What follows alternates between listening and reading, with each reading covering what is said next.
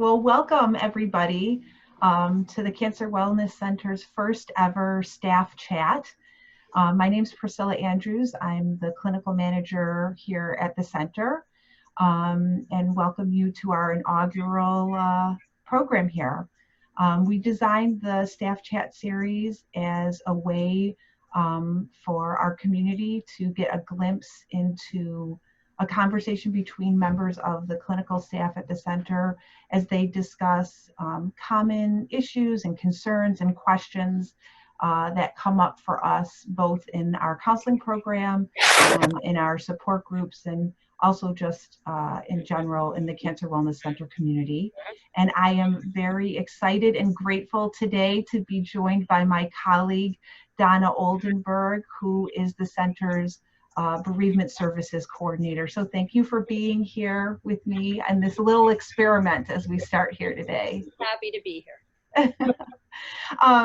So, I think one question that came up for me as I was thinking about this, and something that it's interesting after we've worked together for several years at the center that I don't even know myself, which is what drew you to the field, what drew you to bereavement and grief. I know that when you started at the center, that was an area of interest for you from the get-go. So would just love to know more about the genesis of this for you.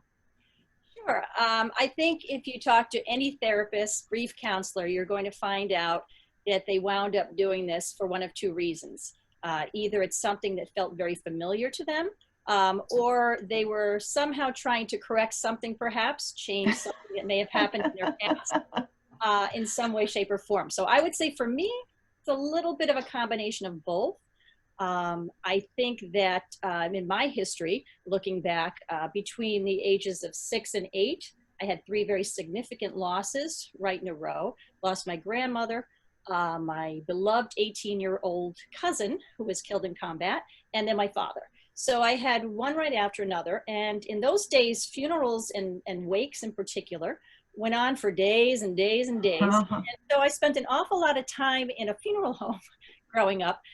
So I became very comfortable around death. That doesn't mean I liked it, but it became very comfortable about it. Yeah. But I think in terms, so I think the familiarity was there, but then I think also watching my mother, suddenly widowed at age 44, with 3 children to bring up, was something for me to observe, and feeling a little bit helpless as an 8-year-old. What could I do? Sure. I saw her pain, her anxiety. How could I heal that? So I think there's probably some unconscious motives here for my wanting to heal and sort of fix that situation a little bit. We'll get you an analysis after this, right? I mean, I just have to say, I think that is so interesting because there's so many parallels with my own experience, losing my grandfather when I was 5 or 6, and there's still disagreement in the family, but my memory is I'm the one who found him. And just always feeling comfortable around talking about the ideas of end of life and death and dying in a way that even I think the adults in my life didn't always feel. So it greases the wheels to be able to be in a field that I think is difficult for many people to talk about. And I think that there's a lack of understanding around it because it can be so difficult to talk about. And I'm curious for you, just to start us here is thinking about, what do you find is or are the most common questions that people come to, knowing that we can kind of be in this society where sometimes it's difficult to talk about this stuff, right? Right. Absolutely. I think there are many, but the number one question that I get most often is this normal? Am I normal? People are very concerned with whether the way they are grieving fits the mold. To which I always answer, there is no normal in grief, right? There really isn't. The way we grieve has a lot to do with many things. It can be our own mental health status. Do we tend to be more anxious? Do we tend to be more depressed? Do we have a history of mental illness? It can have a lot to do with our family of origin, right? Was grief embraced? Did we grieve openly in our family of origin? Did we say, you know, pull yourself up by your bootstraps, quiet down, cry? So a lot of that can impact the way people respond to grief. So there is no normal. Lots of things impact it. And I think there's a lot of pressure in our society to grieve in some sort of normal way that doesn't exist, which makes people feel really uptight about whether they're doing it right. Well, and I think too that two things just to piggyback on what you just said. One is within the family, people can find divergence on how people react to the same loss, whether that be because of just identity, personality differences, or just because the type of relationship they had. Is it a parent and a child both grieving the loss of the same person? Or just even like siblings having different relationships with a parent, for instance, that all of that goes into play, so that even in a family that may otherwise be cohesive, the grieving process can sometimes cause these fractures, because you're looking around trying to figure out what's normal, and everybody in the family could be normal for themselves, right? You know, that there's not that one size fits all. Sure, and different types of losses are very different. So for example, someone losing a spouse, it's going to be very different than someone losing a parent, for the obvious reason that the spouse to that person might have been their main support system. That's who they went to when bad things happened in their life. So now who do they turn to that's going to give that same level of support? Whereas an adult child, for example, still might have their spouse, also has their parent, also has their siblings. So very different. Losses can be very different. And I think one other thing that I wanted to pick up on too is this idea of what it is supposed to look like when we grieve. And again, so much of this, it just should be in quotation marks. And I'm curious if you could speak to that as far as like what people come to you expecting they're supposed to be doing as a like normal display of their grief, or what they feel like they think that they should be doing as a normal way of coping with their grief, that you often have to kind of broaden their idea of what normal can be. Sure. Well, I think there's a couple ways to look at this. I mean, I like to maybe answer that question from the idea of the emotions they're feeling. So everybody's really comfortable with the idea of feeling sadness with grief, right? We know that when we lose somebody, we're going to be really sad, right? This is normal, but there's a whole bunch of other emotions that come along with grief that really take people by surprise. All of a sudden, they're really concerned because I'm so mad, I'm so angry, I'm so guilty, I have so many regrets, I feel shame. So they don't understand those emotions and what those have to do with grief. And they feel very guilty about the fact that they have those different emotions. You know? And so I think that's one of the things that people really struggle with the most. And what we know is that these are all really normal, in quotes again, things that happen when somebody is grieving, right? There is anger. You're going to be angry at the situation. You might even be angry at the person who died. Yes, it's not their fault, but you're angry that they left you. You might be angry if you have a higher power in your life, that you believe in God or another higher power of some kind. You might be very angry about that and have a lot of doubts about your faith. Then we talk about regrets. Did you say those last words? During COVID, this is a big thing now. People have not always been allowed in at the last moments of their person's life.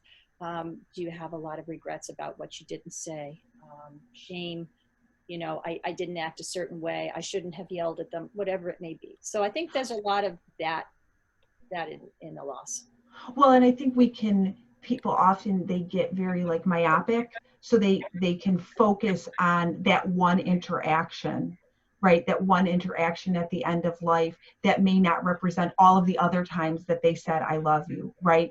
Or, you know, I think even the anger around the spouse that's gone. I mean, sometimes that can be anger at the spouse because of a particular interaction that can kind of supersede all of the other interactions that the person had over the life of their relationship.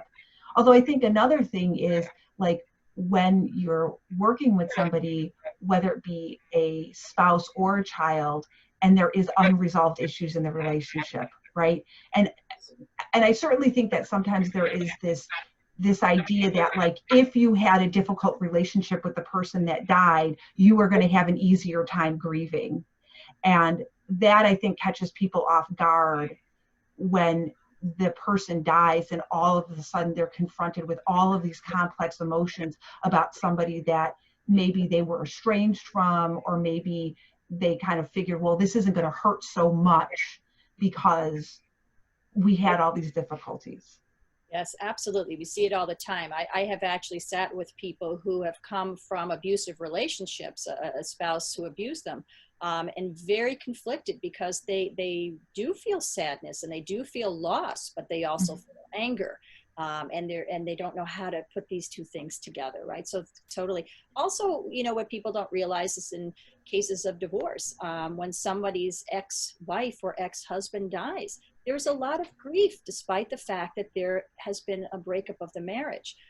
So yes, you're absolutely hit the nail on the head. We can have a lot of conflicting emotions when there's loss too. Well, and I think one of the things that I will often say is, you know, when we lose somebody, we don't just lose our past. We don't just lose the person that has been a part of our past. We lose our anticipated or perceived future with that person. Yes. So there's this dual grief that goes on, I think, for people that, well, and I think that feeds into sometimes why, as time moves on, it might start getting easier, and then they often reach a point where I thought I was doing so well, and now why is it so hard for me? You know, I think it's often involved with when they're bumping up against not just grieving what's been lost in the past, but grieving when they're bumping up against those times when something they were planning to do or wanting to do with their spouse comes up. I'm curious if you could speak to, like, that experience of when you're sitting with that person and they're like, I was doing so well, and now what happened, right? I mean, there's a little bit of catastrophic thinking that goes along with that too, I think. Yeah. So I'm seeing your question kind of as two questions, because the first part of it for me is this idea of secondary losses, which you were alluding to, right? Looking ahead in the future, I also lost this. This is a huge part of grief. It's not just the loss of the physical person. It's a loss of all the hopes and dreams of what we were going to do when we retired, how they're not going to be here for the birth of a child or a grandchild, a graduation, a wedding, whatever it may be. So there are all these losses and things that just really keep hitting at a person over and over. And as you, again, move forward and progress, and these events come up, right, it can re-trigger a lot of that. And can I just jump in and say, I think, just to connect it to what we were talking about before, that idea of the loss of that envisioned future and tying it back to that anger is, I think, part of what gets lost is we are going to resolve these issues in our relationship. One day the abuse will go away. One day we will reconcile. One way we will address these issues in our relationship, and that gets lost alongside of the positive life occurrences that could happen. Sorry, I just wanted to go back to that. Absolutely spot on. And then to your point about the kind of step back, the regressions that we feel, again, this is something that everybody pretty much reports, and people are surprised by, because once they have some good days or some good weeks and they think, okay, I've turned the corner, and then something happens. And they're the obvious things that happen, the anniversaries, the birthdays, the family holidays, where all of a sudden their grief is re-triggered by their absence, their loved one's absence. But sometimes it can be triggered by the simplest things. Walking down the same street where the hospital was, where we went for treatments, or a smell, or a season, the way the sun is in the sky. I've heard somebody say the way the sun is in the sky right now is just the way the sun was in the sky in the day that my husband passed and I was going to the hospital for the last time. Yeah. Amazing what can trigger people and set them back. What we do know, though, as people are progressing through their grief, these setbacks over time become fewer And they also last for shorter periods of time, because as people progress through their grief, they gain more coping skills and mechanisms to help them to deal with that when they're triggered by something. Mm-hmm. So that can heal over time. I mean, it's sort of, I think of it as sort of like it's this spiral, and in the beginning, it's like the center of the spiral, and so you're just cycling through very quickly, right, between these sort of grief bursts. And as time goes on, that spiral widens, and it doesn't necessarily mean that when you have that point of grief that it's not still painful. It's just the time between those is more spread out, and you kind of move out of that intensity a bit more, shall we say, efficiently. Sure. Yes. Yeah. I think just to pick up on something that you said there, that idea of what I would call triggers, right? And we've got these triggers like anniversaries, birthdays, family events. They can be anniversaries associated with the diagnosis. They can be environmental reminders of things, right? And I think something that I certainly hear a lot is, why is this so much harder than that? A lot of times it's like, why is the night so much harder than the day? Sometimes it can be reversed, right? Like sometimes people come in and say the morning is so hard and once the day gets started. But I think there's a lot of confusion for people about why it's not consistent, right? We're not on this linear path. Could you speak to that a bit?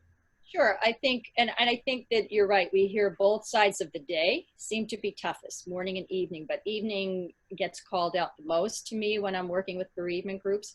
I think that what's happening in a lot of cases is people are trying to find ways during the day to distract themselves from the feelings they're having. They keep busy. Again, another thing that has become a challenge with COVID, because people have been locked down. So that's put a whole different spin on things. But just to talk about what typically happens is that people are being supported by friends. They might go to lunch with a friend. They might go shopping. They might do whatever it is to kind of keep them distracted and a little bit more mindful in that. When they go home in the evening, however, and the friends are not there, and the activities are not there, and the distractions are not there, and the quiet of the house is there, it can just hit them like a ton of bricks. And it feels very lonely, very quiet, very empty. Yeah. And, people will say, I never realized how one person could fill up a house so much. Yeah. It's one body, but it fills up a house so much, just their presence, even if you're not in the same room. So that's why I think evenings are really harder for people, just because of the absence of that person, and it's quieter, and there's not those distractions. There's a bit more space. And I would also say, I think that idea that thinking about what spaces and times you occupied with your partner. And if we think of like just a stereotypical 9-to-5 job, a lot of times there's times of day where we wouldn't associate them with our partner, right? Like I don't typically spend Monday through Friday lunch with my husband, other than COVID is a little different, and not today. But, so to not have that person there at that time of day may not be like a cognitive dissonance. This confusion for the mind. Whereas typically, I think, and I'm making some stereotypes because not every couple is the same, but, evening might be a time when you're more likely to be with your spouse. And I think when I put it in that frame, it can so often explain for people why the particular time of day, why the particular day of week is even more difficult, right? I had one woman who every Tuesday morning was just really hard for her. Well, she says, she realizes, oh, that's when my husband and I would go grocery shopping every week. And it just didn't, I think when you were talking about earlier about that idea of like the sunset or be walking on the street where the hospital is, some of these things, I'm curious if you find this, some of these things, they're outside of our consciousness. We're not even aware of what it is that's triggering us. We're just aware that all of a sudden I was feeling good and now I feel crappy. Yes, absolutely. They don't know why. Sometimes I'll ask why, and they'll say, I don't know. Something just overcame me today. Why is today so hard? And usually when we drill down, we can figure out something that happened in that day. Yeah. And they get there, but they don't always know. Yeah, which I want to say, like going back to that normal question, that is so normal, right? I think we think that we are like masters of our mind and we're always going to be consciously aware of what is triggering our emotions. And a lot of times we are, but sometimes that's not always the case. And we need to, I think that's where, that I think is one of the benefits of grief counseling, is giving people an opportunity to explore and be almost like curious scientists about what's going on for them. Because I think in that knowing there is some relief, because it doesn't feel like what's wrong with me so much. Sure. And I'm sure you've heard this, Priscilla, and I have heard it a million times when people come into the room and they'll say, I've been having such a great week. I haven't cried all week. How come as soon as I walk into the room, I start? I always say it's because I kick them in the shin. So in the very beginning of my counseling, I was a little worried about that, but now I realize that how much have they been holding in during the week, right? Yeah. And really, it's there, right? That grief is like right up to here. And it just takes kind of opening the door or closing the door, perhaps, to the counseling room. Yeah, right. It just comes spilling out. Well, and I think that connects to something that you were saying earlier that I had wanted to come back to anyway, but this idea of distraction, right? The idea that like during the day we can keep busy. And I think that resonates when I think about coming into the counseling room, because we know there is some knowledge that when I walk into this space, I'm not going to sit down with Donna and talk about the Netflix binge I just did or what I had for dinner last night, right? Like I know I'm going to be, I mean, maybe a little warm up, but she's going to at some point ask me or create a space for me to talk about this. And, I think that balance between do you need a break? When is the distraction a relief and necessary? And when does that become avoidance? And I think sometimes people themselves identify like having a difficult time of knowing how much how much time they should be spending in the, like, I would call it like the moving forward space and in the like feeling your feelings or grieving space. Like, I think this is the toughest question that people ask me, because there are some benefits to being out and about and doing in the world and living life despite your loss. So that does bring some relief. So I don't want people to have the impression that they should be staying home. We certainly don't want them staying home every day under the covers for weeks on end. So there are benefits certainly to going out and being out there in the world. However, we also know that there's a difference between doing things you enjoy because it feels good for you, and running. I worked with somebody who would even say herself, I just have to keep running. I just have to keep running because then I don't feel. Because there's this idea with the old adage that time heals all wounds, is that if I keep running long enough and time passes, the wounds are going to be healed.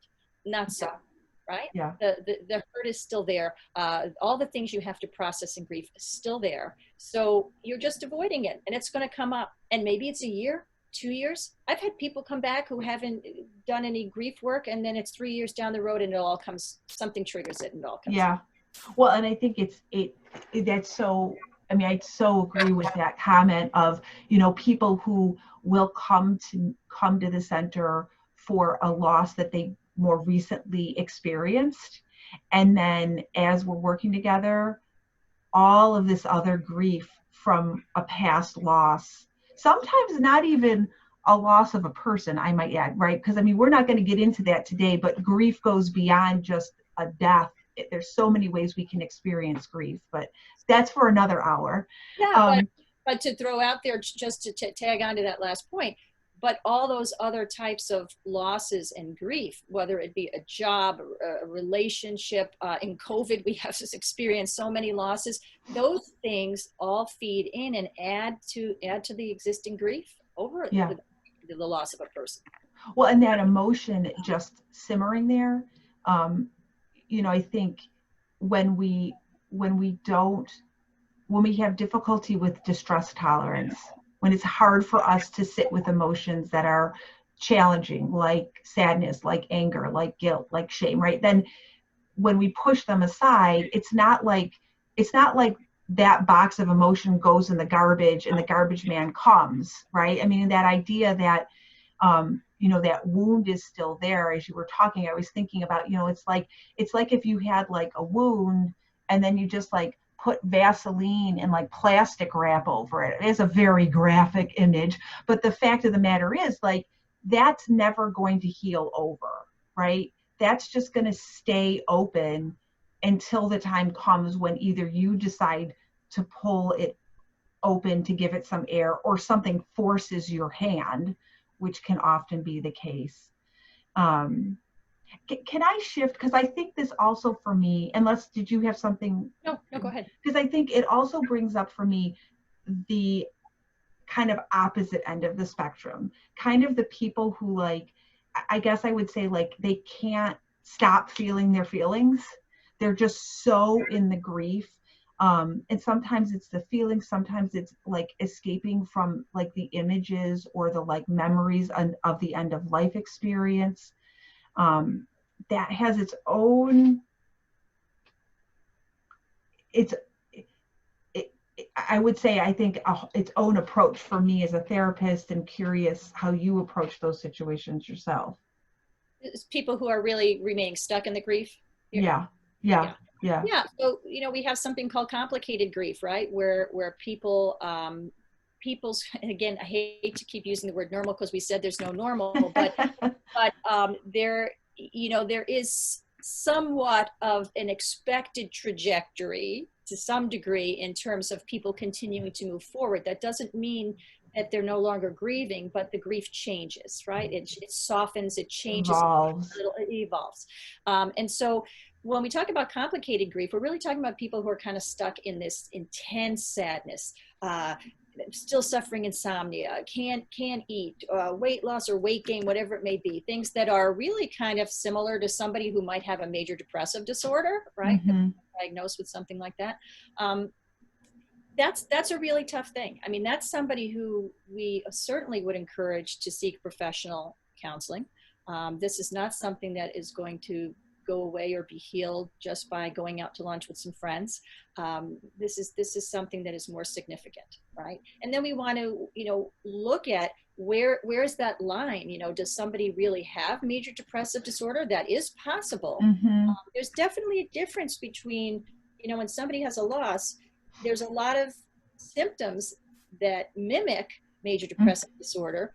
But here's what's really different. I think it's important for people to recognize where the big difference is. When you're grieving, you can have those things that feel really heavy and really sad, like a depression. However, you do have moments where you don't feel that way. You can feel happy. You can laugh. When you think about your loss, it brings you to that sad place, but you don't have to constantly be in that sad place. Very different when somebody got really complicated grief. Yeah. So I think professional help for something like that, absolutely. If it's slipping into a situation where it is a major depressive disorder, we're going to look at possibly referring them to a psychiatrist for evaluation for some medication, something like that. And I think I would say, I think when I'm working with somebody and they're concerned about sort of the depth of their emotion, you know, I'm always wanting to know. Oftentimes I'll start, like, if they have children or grandchildren, like, do you still find joy with those people? You know, if you do things that you would typically enjoy, do you still enjoy them? Because if not, then we're in like this is sort of crossed over to probably, just for me, I always think of it like it's just like we've got some like neurobiology going on here that would be like, you know,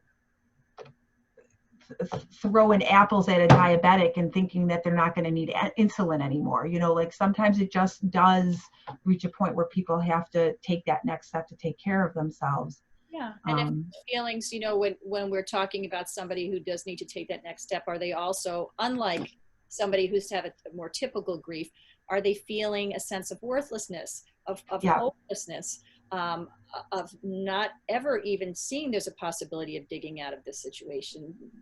That's very different than somebody who's grieving, who recognizes it's tied to the sadness and is hopeful that they'll get through it at some point in time. Feels hard, but there's hope. Well, and I will say, I think that also adds that also speaks to how much of the loss gets absorbed negatively into the person's identity. I think is also another, like, am I worthless because my partner is gone? Or am I a bad person because of what happened relative to their death? And that being very different than, I don't know who I am now, that being very different than, I wish things had been differently at the end of their life. I think those are also like important markers for me, as well as like how is, again, I think has it kind of just moved to needing to take that next step. Yes. You know, and I think another thing that comes up, because we're talking about this idea of, you know, there are things that are normal within grief that kind of mirror depression, which is obviously, you know, a more, I mean, I hesitate to use the word psychopathology, but it's a diagnosis, right? We're not going to diagnose grief. And I think a similar thing happens when it comes to the trauma of the loss and the trauma of the end of life experience and those images of seeing somebody at the end of their life. You know, I encounter that frequently, where people kind of have those intrusive images, and be curious about your experience and kind of how you make a distinction, or do you make a distinction between when it is part of the kind of normal grieving process, when it's within normal limits, and when it kind of crosses over to its own, I get a PTSD diagnosis versus PTSD symptoms? Sure. I do look at this a little bit with a time frame in mind, which is, it's very normal that people have these intrusive thoughts in grief, in the normal, and in a normal grieving process in the early stages, particularly if it's been a long-term illness, something like cancer, where they're watching their loved one essentially wither away in front of them. These last moments can be very scary and very triggering. And that's what they tell me all the time in the early bereavement groups. Everybody talks about, I can't get these thoughts out of my mind. As my bereavement group continues on over the course of the year that I'm with these people, these intrusive thoughts start to come down, right? And then we start to remember the wonderful memories. We start to talk about how we miss the wonderful things we did, and the beautiful wife, and the loving husband, and all those kinds of things. So I see that it kind of progresses, that those come down. If we're talking about somebody who is well past a year and is still having extreme intrusive thoughts, I'm going to be very concerned about that, maybe even before a year. But I think these intrusive thoughts pop in. We want to just see them lessen as the months go on. We want to see them moving away with that. Well, and I think that to me is where that spiral comes in, because those images may recur, especially if they're being re-triggered. The question is, how long are they staying in your mind? How difficult is it for you to access other memories? What are the emotions associated with it? I think, again, going back to that, like, some things are horrific that we can see, and to deny that it is a horror to witness it would be disingenuous, right? But is that becoming a part of how I view the world, a part of how I view myself? Is it distracting me from my ability to function in my day-to-day life? I mean, obviously those are going to be very clear signs that, like, this isn't PTSD symptoms, this is PTSD. Yeah. If this is really interfering with your life, I mean, any of us who have experienced a trauma in our lives, we never forget those images, right? But like you said, is this becoming part of their daily world? Can they not get away from them? Can they not access the other memories? And is this all they're focused in on? Are they waking up in the middle of the night, having these nightmares about this? This is where we get very concerned, and we certainly want to refer people out for some professional help. Absolutely. Absolutely. You know, and here we are, we're talking about kind of the like, I always hesitate to use the word negative, but I'm just going to use the word negative. We're talking about kind of some of the more troubling, distressing images or thoughts that we can end up accessing, or maybe over accessing.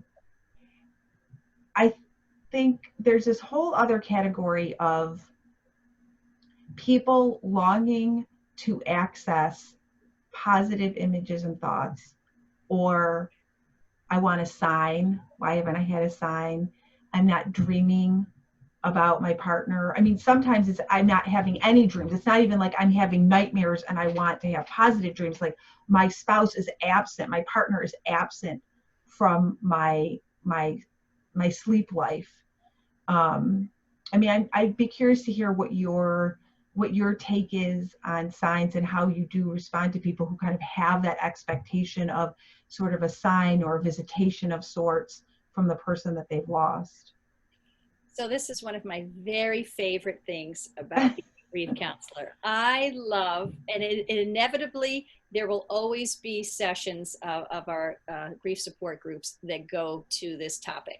And I love it because it is really amazing to hear how many people do experience some sort of sign, some dream or whatever. And this is not just in my work as a bereavement counselor, also before when I was a hospice volunteer, so many stories about this. And I find this fascinating. I've done a lot of reading about this.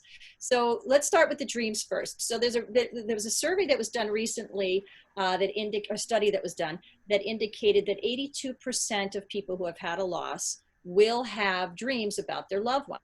So this is really a common occurrence. Most of the times these dreams are very positive. In rare situations, there's a negative dream, but usually very positive. Oftentimes they'll describe the person as coming to them in light or glowing, or they'll say the dream feels different. It's just not like a normal dream. So we do hear a lot of that. And the people who don't have those dreams get very upset that they haven't had those dreams. Especially why did they not come to see me? Where is my dream? So how do I know they're okay? I think that's another aspect of it, is I'm waiting for a sign that, you know, depending on the belief system, that they've crossed over, that they're okay, that they want me to be okay. Yeah, and what we do know is that for the people who don't have dreams, what the study says is that they probably did have dreams. They're just not people who remember their dreams. That's kind of like a reflection of most of us, right? But what we find is that seeing signs or all of those things really has to do with your ability to be receptive to that. People who are open to that, who really want it, usually will find something. They'll find something that feels, whether it's a bluebird or a butterfly, or this happened to me today. I had a lady tell me an amazing story, and this was a lady who wasn't that really into believing about signs, about how this owl came down and landed on her front steps and stayed there, and it was all white. And she was convinced that that was her husband coming to give her a sign. So it's a beautiful thing. Most people will recognize that there's something that feels different to them in the world, and they've had some sign. And for those who haven't, we really just encourage them to say, be open to the sign. It might come to you, it might not, but that doesn't mean that, you know, your loved one doesn't love you in any way. Yeah. Forever, you know. Well, and I do think that there is, I think sometimes if there's somebody who's like waiting for that dream or waiting for that sign, you know, helping the person think about, I think again, in a conscious way, how is that person still present in your life in other ways? How do you still connect with that person's voice? How do you still, because I think, you know, so I think there is this piece of just figuring out how do I stay connected to my loved one when they are no longer physically present, Yes. that I don't think people, other than the signs, I don't know that people are always like, when I say it, they're like, oh yeah, but I don't know that everybody's conscious of needing to figure out that way of maintaining a connection with somebody that's so important to you. This is the most important thing that I try to work with everybody in my bereavement groups on, right? They have people who are grieving. Part of their ability to move forward has to be a sense that they can still maintain some connection to their loved one and move forward. If they don't know how to maintain that connection, they get terrified of moving forward because they're afraid that they might forget their loved one. I'm going to lose them forever. I'm going to lose them forever. And so sometimes they almost purposely stay in that grief state, that intense grief state, because they're terrified of losing their loved one. So we work a lot on how to maintain connection. And it can be lots of different ways. It can be planting a tree. It can be setting a plate at a family holiday. It can be joining an organization that your loved one really supported. Walking, for a cancer wellness center, walking in our annual run walk, something that feels like it connects to that person and keeps that person alive. Yeah. And so we really do a lot of work on that. It's very important. Well, I am looking at the clock. I've been doing some work on the clock myself, and I see that we're running towards the last couple minutes here. Well, first off, thank you. I'm hoping you'll come back again. Yeah, because I feel like we got a lot more to talk about. This was just like an amuse-bouche, if you will. Yes, there's so much more to talk about. I'd be happy to do a part 2, for sure. Any closing thoughts just based on what we've been able to talk about here today, that you feel like either you'd want to emphasize or maybe something that you didn't have a chance to speak to that you'd kind of want to leave as a closing thought here as we prepare to say goodbye? Well, I think the most important thing I'd like to stress, probably because of the work I do, is that it can be so helpful when you're grieving to not feel that you have to do it alone, right? Support is so important. Whether you get that support from very good friends and family, and that can be a wonderful thing, but professional support can be very helpful to helping you process some of these emotions and feelings that your friends may not be able to pull up for you, right? Because we do often in grief kind of hold some stuff down. We're looking at that way the world defines grief and how we need to behave. And I think a professional can really help. So I encourage everybody to take advantage, whatever that might look like, in individual therapy sessions, a support group of some kind. And I think that's going to be really helpful to your healing.